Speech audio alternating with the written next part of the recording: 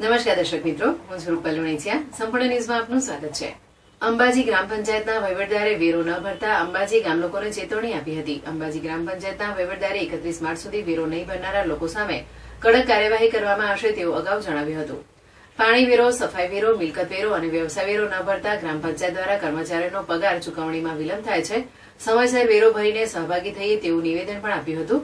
વધુમાં જણાવ્યું હતું કે વેરો ભરવો એ આપણો અધિકાર છે અને દરેક ગ્રામજનોએ સમયસર બાકી વેરો ભરવો જોઈએ. હવે લોકો પોતાનો બાકી વેરો નહીં ભરે તો કડક કાર્યવાહી કરવામાં આવશે તેવું નિવેદન અંબાજી ગ્રામ પંચાયતના વહીવટદાર દ્વારા જણાવવામાં આવ્યું હતું. અંબાજી ગુજરાતની સૌથી મોટી ગ્રામ પંચાયત છે. અંબાજી ગ્રામ પંચાયતમાં 6 કરોડથી વધુનો વેરો ગ્રામજનો ભરતા નથી, જેના લીધે પણ અંબાજી ગ્રામ પંચાયતને મુશ્કેલીનો સામનો કરવો પડી રહ્યો છે. જે લોકો સમયસર વેરો ભરતા નથી તે લોકોના ગટર નળ કનેક્શન કાપવામાં આવશે અને ગ્રામ પંચાયત દ્વારા જીઈબીમાં લેખિત રજૂઆત આપીને તેમના લાઇટ કનેક્શન પણ કાપવાની ફરજ પડશે.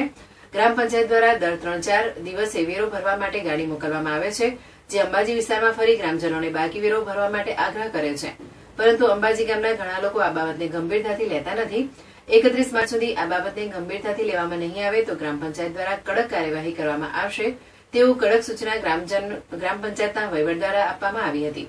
આજે અંબાજી ગ્રામ પંચાયત પોતાની ટીમ અને પોલીસને સાથે લઈ અંબાજીમાં આવેલી ખંભાત વાળી ધર્મશાળા પહોંચી હતી અને બાકી વેરો નહીં ભરતા અને વારંવાર નોટિસ અને એનાઉન્સ કરતા કોઈ ધ્યાને નથી લેતા તે ખંભાતવાળા ધર્મશાળા અને ઠાકોર ભવનને સીલ કરાઈ હતી.